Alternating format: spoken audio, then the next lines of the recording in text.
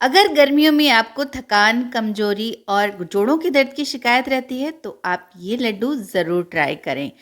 तो आज मैं आपके लिए लेकर आई हूँ गर्मियों के लिए स्पेशल लड्डू की रेसिपी, जो न केवल आपकी थकान, कमजोरी को दूर करेगा बल्कि आपके शरीर को ठंडक देगा इन गर्मियों में और पूरे दिन तरोताज़ा रखेगा।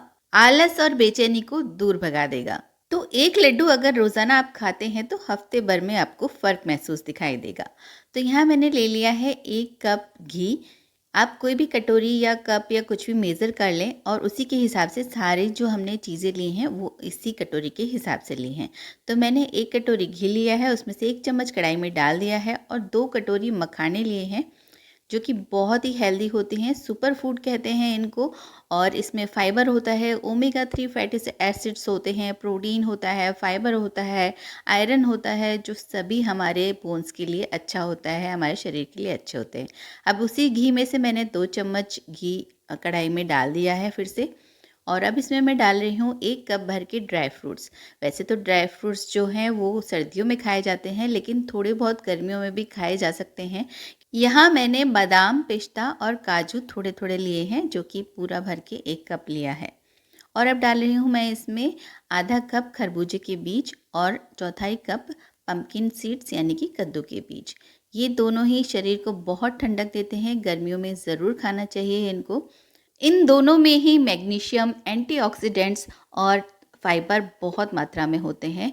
तो काजू बादाम को मैंने 1 मिनट भूना, उसके बाद ये दोनों बीज डाल दिए हैं। देखिए अच्छी तरह से फूल चुके हैं और चटकने की आवाज़ आने लगी है। तो 2 मिनट या फिर ये जब तक चटकने नहीं लग जाते इनको फ्राई करेंगे और फिर निकाल लेंगे एक प्लेट में।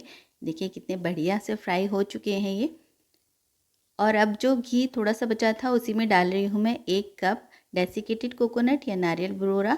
आप बड़ा वाला गोला लेकर के उसे भी कद्दूकस करके डाल सकते हैं। तो इसे ज़्यादा नहीं भूनेंगे, तो हल्का-सा सेक करके ही इसे बाहर निकाल लेंगे।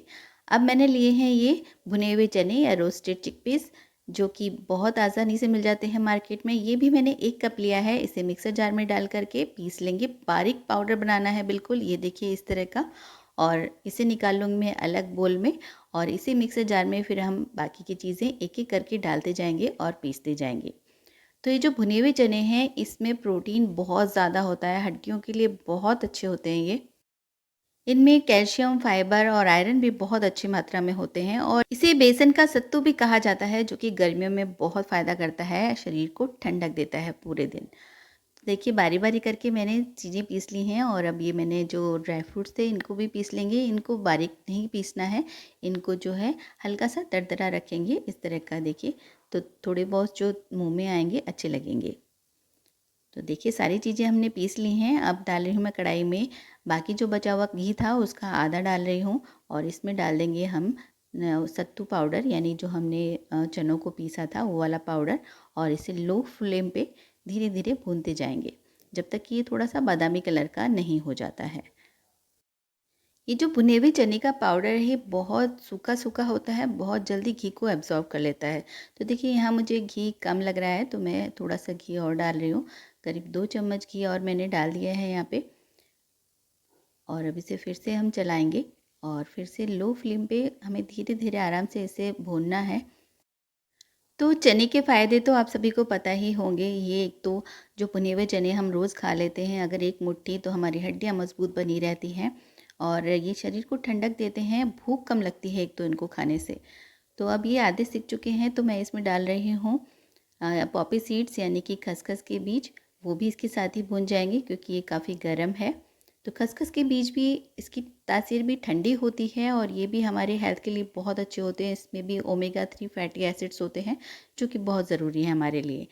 तो ये सिक चुका है, गैस बंद कर देंगे। और मैंने ली है मिश्री, जो कि बहुत ही ठंडी तासीर वाली होती है। यहाँ चीनी यूज़ नहीं करेंगे, हम मिश्री का यूज़ कर रहे हैं।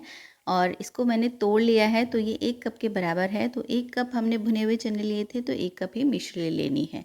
तो ये मैंने कढ़ाई में डाल दी है, साथ ही डाल देंगे आधा कप पानी और इसको हम मेल्ट होने देंगे।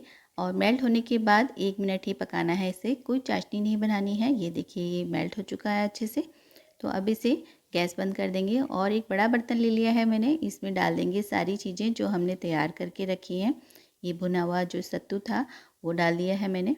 उसके बाद मैं इसमें डाल रही हूँ मखाने का पाउडर और ये डेसिकेटेड कोकोनट जो हमने रखा था सेक करके, और अब डाल देंगे सारे ड्राई फ्रूट्स का पाउडर।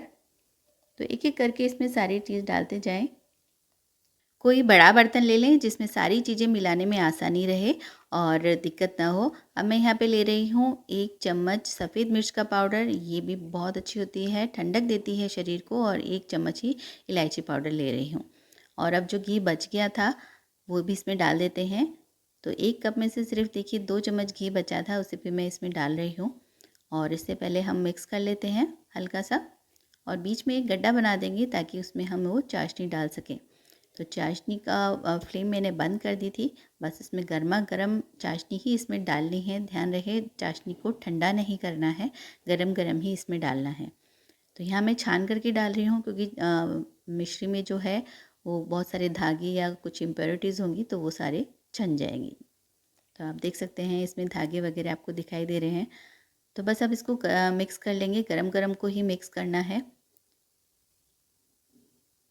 तो आज जो हम ये लड्डू बना रहे हैं बहुत ही हेल्दी होते हैं। गर्मियों में खासकर ज़रूर खाने चाहिए आपको।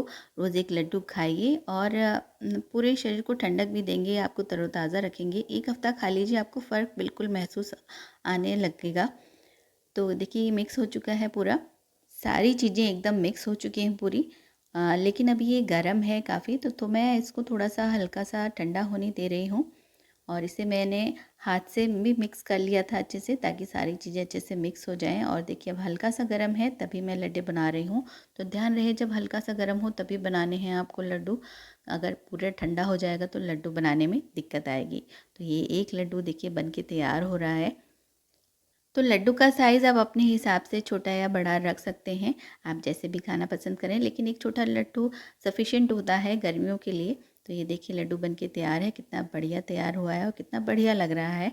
तो ये एक लड्डू अगर आप रोज़ खाते हैं तो वाकई आपको फ़र्क महसूस नज़र आएगा। आप ट्राई करिएगा ये रेसिपी, बहुत अच्छी रेसिपी है। और शेयर कर सकते हैं आप अपने फ्रेंड्स को, अपने फैमिली मेम्बर्स को, क्योंकि उनको भी फ़ायदा होना चाहिए। तो अब दूसरा लड्डू भी बना लेते हैं इसी तरह से। तो आज हमने इन लड्डुओं में जो भी चीज़ें यूज़ की हैं वो सारी चीज़ें जो हैं शरीर को ठंडक देने वाली हैं, ताज़गी देने वाली हैं, और आपकी जो थकान और आलस जो गर्मियों में बना रहता है उसको दूर करेंगी। क्योंकि इसमें जो हमने मखाने यूज़ किए हैं उसमें बहुत ज़्यादा फाइबर होता है जो कि हमारे पेट के लिए बहुत ज़रूरी है। जब पेट साफ़ रहेगा तो फिर ताज़गी तो बनी रहेगी। देखिए पूरे लड्डू बन के तैयार हैं, कितने सुंदर लग रहे हैं और बहुत ही हेल्दी लड्डू हैं। आप इन्हें ज़रूर ट्राई करें। और मैं आपको तोड़ के दिखाती हूँ कितने सॉफ्ट बने हैं। ये देखिए, है ना मज़ेदार। जो ज़रूर आप इस रेसिपी को ट्राई करें और मुझे बताएं आपको ये रेसिपी कैसी लगी। तो इन गर्मियों में आप ये लड्डू ज़रूर बनाएं, और रेसिपी अच्छी लगी हो तो प्लीज़ लाइक कर दीजिएगा, चैनल को सब्सक्राइब कर दीजिएगा। फिर मिलूँगी मैं आपसे एक नई वीडियो के साथ, तब तक के लिए बाय बाय।